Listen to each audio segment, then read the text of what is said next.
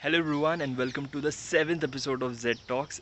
In this podcast, I sat down with Arpit Arora, who is the founder of Ask the Wise Guy and is also one of India's leading passive income and personal finance coach.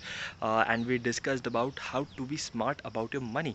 So it was a long podcast, so I've cut it into two parts. The first one is this one, and the second part is going to be released in the next few days. So please watch it till the end and let me know about your opinion about what you think about it by sharing it in the comment section below. And looking forward to it. Thank you so much and take care.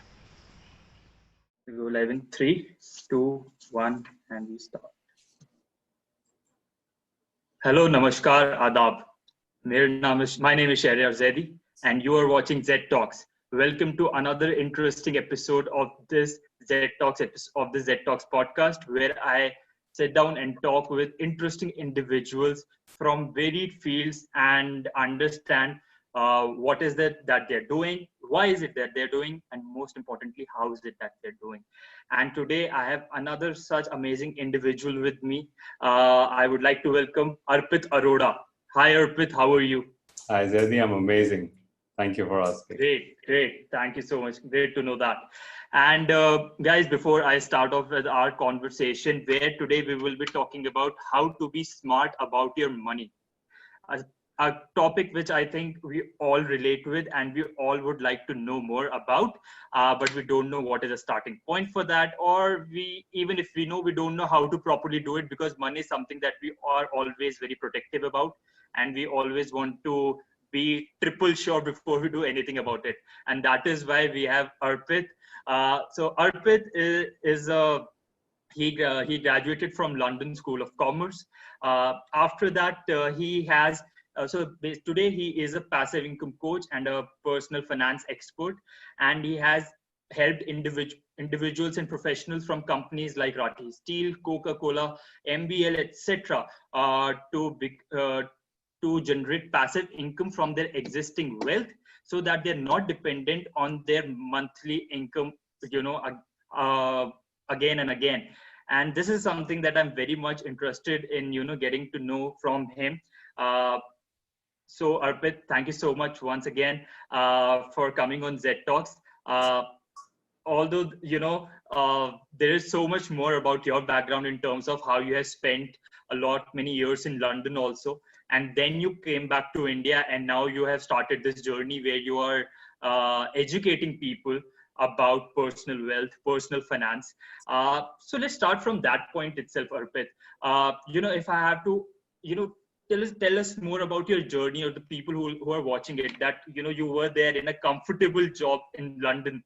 You left all of that, and now you're back here in India, and you're educating people and telling them more about wealth, finance, wealth creation, passive income. So how did all of that happen? So, Zaidi, I was 18 when I left for England. Now, at that time, I was a completely spoiled brat, and my parents had enough of me. So, they made a decision to send me abroad for my studies. Now, doing my bachelor's from Roehampton University, while I was doing my bachelor's itself, I started working in market research, which was the start of my professional career, and that was at the age of 19, by the way. So I could realize that there is a lot of scope in research. In India at that time, research was not something that was very prominent. In UK, however, research was given a lot of emphasis and weightage. Now, right after I completed my graduation at the age of 21, I learned that I wanted to do something more on finance and research based. At the time, I could not get something into research, but I did get into financial sales. So I worked for a financial sales company, and I worked there for about 5 odd years in my career. And right after the first year, I worked hard enough to actually be able to become the sales manager in that company. Now, using that managerial experience, I did my MBA from the London School of Commerce in finance and marketing. So all this period, I had actually spent 7 years in UK. Now, life was actually going pretty amazing, to be honest. I was making a lot of money. I bought my first BMW car by my own money. I was taking my parents on international Euro trips. And, money was flowing in. It was just too good to be true for early 20-year-old. And, life was just going absolutely amazing. And after spending 7 years in UK, I was just 3 years away from my permanent citizenship. Now, to that's a dream to a lot of people. On the other end, for me, it was completely on the wrong side of the tracks because I made a decision I want to come back to India. Yeah, that was one of the hardest decisions in my life because Zaidi, know this, that for someone who spent 18 to 25 years of your, so I was 18 and when I came back, I was 25. So that was one of the most, you can say, formative years of a young male who wants Mm-hmm. to do something in life. And those years I spent in a country which was not mine. And when I decided to come to India, knowing that I'm the only son, I have to take care of my parents. I knew my parents could not move to England. So, and Mm-hmm. belonging to a business family, it was very clear that, the future is in India. Now, coming to India Mm-hmm. was a completely cultural shock, right from the people on the road to, dealing with people and so many other things were completely a different cultural shift altogether. So it was the first few months, it was quite struggling. And then Mm-hmm. for someone like me who was always determined, focused, and action taker, was completely clueless what I was going to do. So I had spent all my money because I was a spendthrifter, like I told you. I had little money left. I had no Okay. job, no business, no direction in a country which was my own country, a cultural shock to me. That was a very hard period in my life. But I really thank that time in my life because that kind of helped me become who I am today. Because the Okay. first thing that I did being in that low position in my life was look inside me and see what is it that I am passionate about. And that was that one thing that triggered step by step by step. So one thing led to another, and I'll tell you more about it. Mm-hmm. So I went deep inside and said, what is my passion? What am I really, really fired about? And I know three things were there. There was marketing, there was finance, there was research. So Mm-hmm. keeping those things in mind, I compromised with a job at Royal Bank of Scotland at a salary I was not happy with. But I took that job to be able to learn and absorb. So working in Royal Bank of Scotland, it gave me a lot of clarity of how finance worked in India. And I could see so many big gaps in the Indian financial industry. I could not tell you. Even till this date, I'm actually working rigorously day and night to be able to fill those gaps and add value to people's lives. So Mm-hmm. within 1 year, I saw those gaps. I started a business, which is a SEBI registered research analyst, Trend Lines, which is my first Mm-hmm. business. I started that in 2014. Now it's been over 6 years doing that business. And the most amazing thing was that that was the first stepping stone of me making a mark in the Indian financial industry. Now, that business actually worked with a lot of very, very big people and the wealthy people predominantly. And we could see that we were making a lot of money and we were helping a lot of influential people in that business. Mm-hmm. However, a few years as they went by, I could realize that yes, I'm impacting the right people, but I'm not impacting enough number of people. And I could see that those people were not able to take our services because they had their own mental money problems that they were not able to overcome. Now, realizing that, I could see that is where exactly where I need to be. So automatize the first business, and I started coaching even salaried professionals and people nearing retirement, people wanting to learn about money. A lot of business owners are interested in doing what I do because today I help entrepreneurs or professionals to eliminate the dependence of the Mm-hmm. money need that they have from their business, job, or profession, whatever work that they do. And that I Mm-hmm. do by creating fixed monthly passive income, which comes from the money that they already have. Now, that is where it becomes distinctive because people are Mm-hmm. always, like we were talking earlier, when people talk about passive income, people always think that I have to write a blog, I have to make a video, I have to have a course, or I have to have a franchise, or so many other things. But these are Mm, skill correct. based things. But are they really passive? If they take Mm, your time, they're not passive, is it? The whole thing is that there is a science behind creating passive income from the money you already have, and that is something a lot of people can actually do. A lot of people can do it. The only thing is, mm, do they know the science? Do they know how can that be done? And that is what I mm, made it into a step by step process, decoded. And today I've made online courses, and I'm trying to impact pan India. Every single person who comes into my system learns the mindset, the skill set, the systems needed to be able to create passive income from the money they already have. And even the people who are going to make money learn the skills today so that they don't end up doing the same mistakes that other people are already doing with their money. So why not learn first and then implement rather than do your mistakes and undo them and then finally get to be able to do the right thing. So this is exactly what I work on today, Zaidi. So I hope in that very elaborative story of mine, I'm able to effectively answer what you seek. Absolutely, absolutely. And again, the thing that you just said, that you were in London, you were earning big bucks.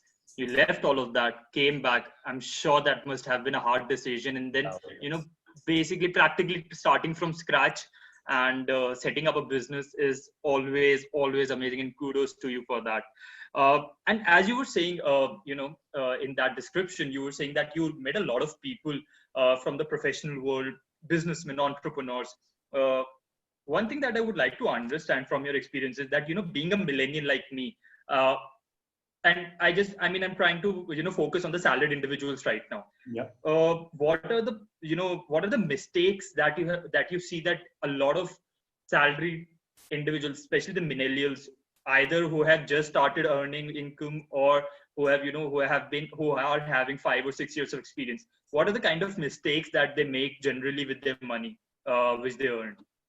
I would like to start with something more philosophical, which I give 80% of the weightage to. Being a Mm-hmm. technical person and in numbers, I still give a Mm-hmm. lot of emphasis to mindset, because I believe that mindset is the initiation point of everything that you're going to do in your life, be it money or be it whatever you do in your life. So, how you think, Mm-hmm. feel about money is exactly how you're going to act, and how you act is exactly what the kind of results you're going to get. And the kind of results you get is what the destiny is shaped with. So, the whole point is, what is your feeling and what are your thoughts about money? For a lot of people Mm-hmm. who are, and I'm not trying to generalize, but let's say the middle class of India or the salaried people in India are thinking the thought of money is not of abundance. There is always that feeling that money is only reserved for a few lot of people. That's one thing that a lot of people can get over from. And another thing about money that I see is, because of that thought process now comes the physical in reality problems, and those are, the mind becomes conservative. The mind thinks to be able to save, let's save as much money as possible. And because I work with entrepreneurs and salaried people and retired people and students and everyone, I could see how exactly the mindset is different from one to another, and why is it that they get certain results which are better or worse than the other people. So I see that business owners have a more open mindset. They are more pro towards investing. They are okay to take a better risk adjusted return. So they want to understand the risk, but they don't want to limit themselves saying this is risky, I don't want to do it. Where people Correct. who are more job oriented, because they feel that my income is fixed, I'm not going to get more. So the mind starts thinking conservatively about money, and conservative thought leads into conservative actions. The problem with conservative action is that you don't feel abundant about money, and you do not take enough risk needed to be able to grow your wealth in a way. For these people, the biggest problem is that taxes and inflation eat away all of their capital, and they are trying to conserve their money. The money is conserved, but it is automatically either gone to the government or blown away or burnt away in inflation, which is why most of the middle class remains the middle class, because they want to be rich, but they act like the poor. Where the poor has more probability to become middle class or rich, because they have already hit a rock bottom. And the only way is Correct. up. And when the only way is up, you do everything that is necessary for you to pull yourself out of it. So I'm not saying the percentage of people, but the probability of people trying to do better in their finances, the poor people are able to do better than the middle class itself. And this is one of been the most biggest revelations in my own life that I've seen, that uh, the lower middle class or the poorer people can actually become middle class. That probability is better than middle class becoming richer. That's really interesting. Yes. Nice to know that. Yeah. So okay. So now that you've said that mindset is a problem, so what would you like to tell those people? Because okay, this is the problem that we are having. So if you have to tell them,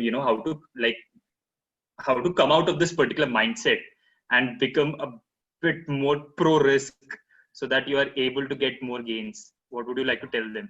So the first thing is that I believe risk by itself is a very singular way of actually looking at anything.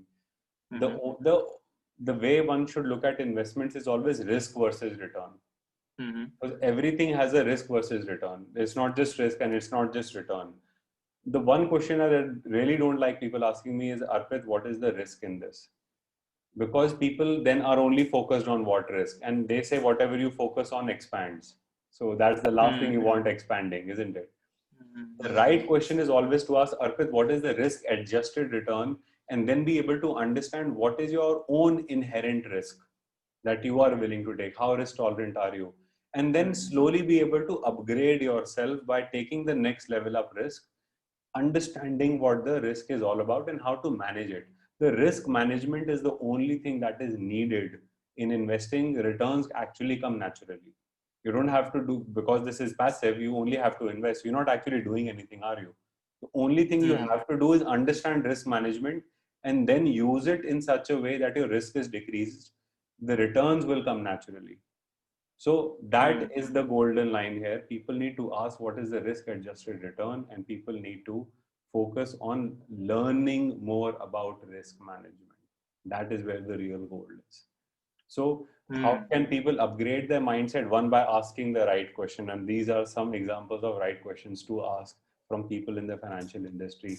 Another thing that I inculcated within myself was I learned a lot of books. I read a lot of books. I went to a lot of seminars. I took a lot of online programs, physical programs, even went to different cities of India to be able to learn from one of the most influential people in the world.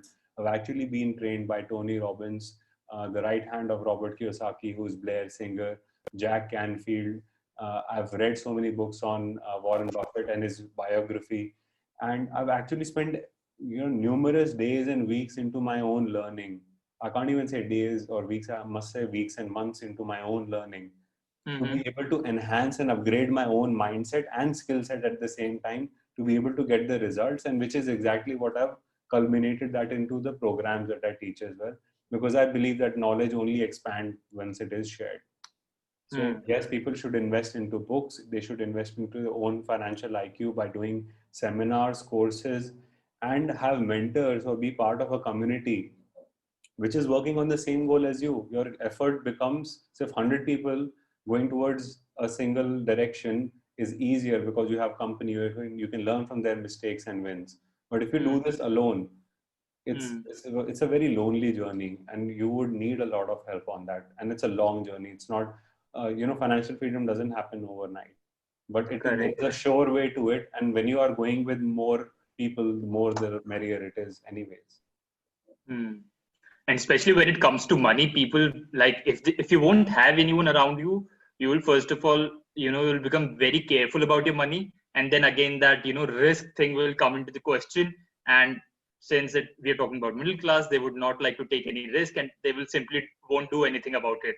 The maximum I guess they will do is they will take a large chunk of money, put it in a fixed deposit, and just which will again is not I don't think that is a very financially prudent investment, especially in today's time. Absolutely.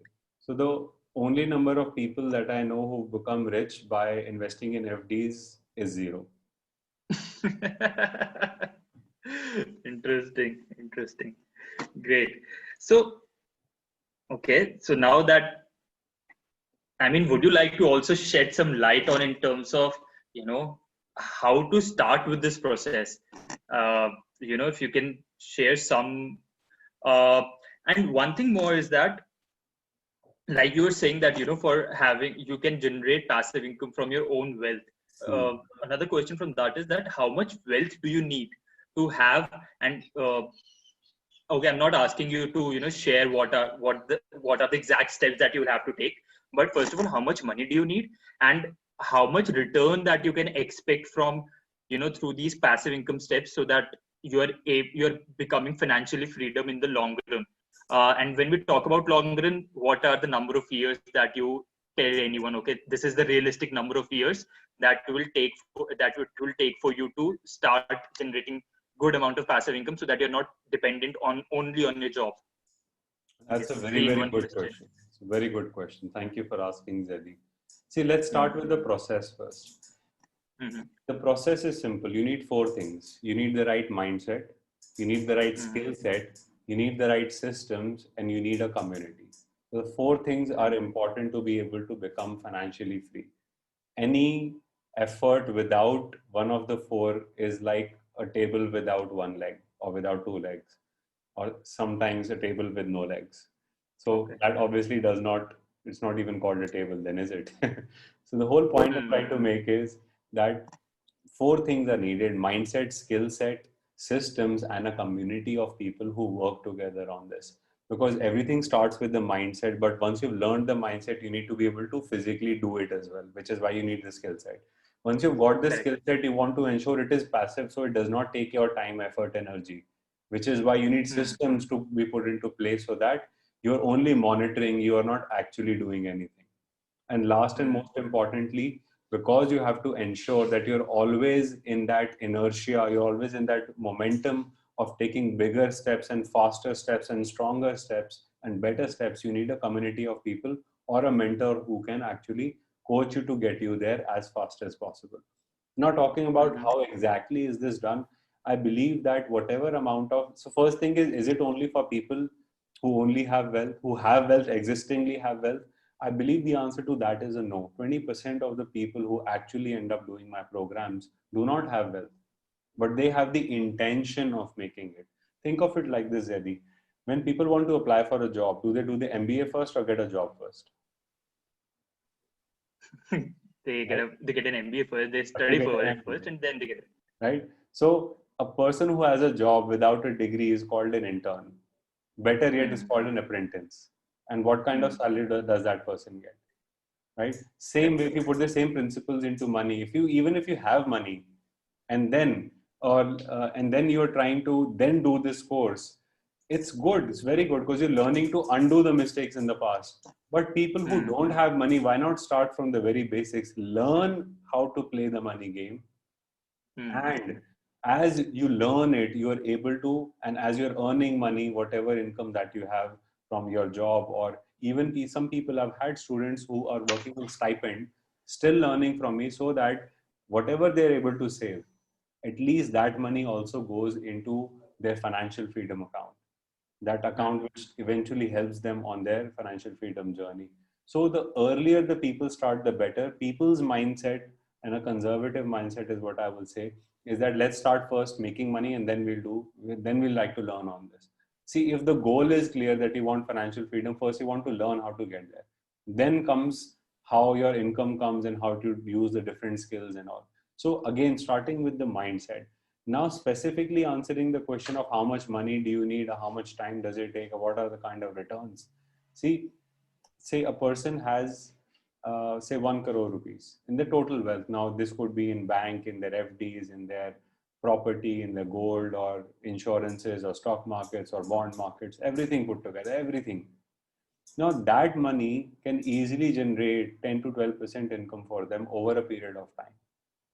Now, you can say almost a percent a month is something that is the potential of the money that they have. And that potential can be converted into monthly passive income using a system. Now, every asset class is able to give you a different frequency of income. Like a rented property can give you monthly income, investing into bonds can give you semi-annually or annual income. And different assets have their own cycle of payout for the cash flow, which is what the cash flow is what we call as the passive income. So it depends on what asset class you're investing in, how much you've allocated to it, what kind of systems or the technique or asset allocation that you've used to be able to create that type of income. So it is customized as per the person's preference. Now, people who are nearing retirement, 80% of the income that they want can be automatized in such a way that that comes within the year itself. Now, for someone who's younger, their customizable plan would make it something more growth oriented than income oriented, and for them they could be forfeiting their passive income for the first 5 years, but then they'll be on that journey of creating that enormous amount of corpus or capital which is further going to give them passive income in the time to come.